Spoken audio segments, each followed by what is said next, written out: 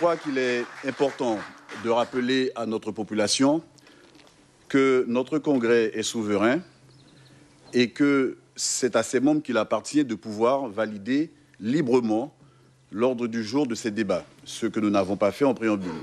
C'était hier à l'occasion du Congrès des élus de Guyane, en préambule des débats, la mise au point du député de la première circonscription. Gabriel Serville vend debout contre la gouvernance de la CTG qui, selon lui, n'aurait pas suffisamment pris en compte les résolutions du collectif pour nous décoller la Guyane.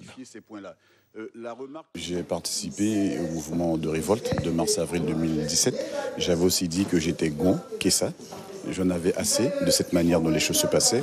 Et donc, c'est la raison pour laquelle j'ai fait le choix de rester en contact avec le collectif. Et c'est pour ça que je regrette fondamentalement le fait que le Congrès, de manière souveraine, n'ait pas pu prendre en main le projet de résolution que le collectif avait présenté. Ça aurait été un élément qui aurait pu fédérer.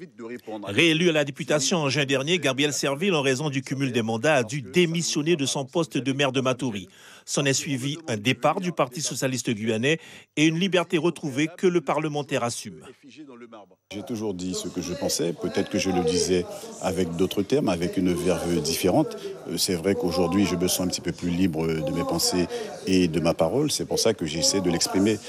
Reste l'avenir politique de Gabriel Serville et les perspectives de création d'un mouvement citoyen qui pourrait reconfigurer le paysage politique guyanais. Et que c'est à ses membres qu'il appartient de pouvoir valider librement l'ordre du jour de ces débats.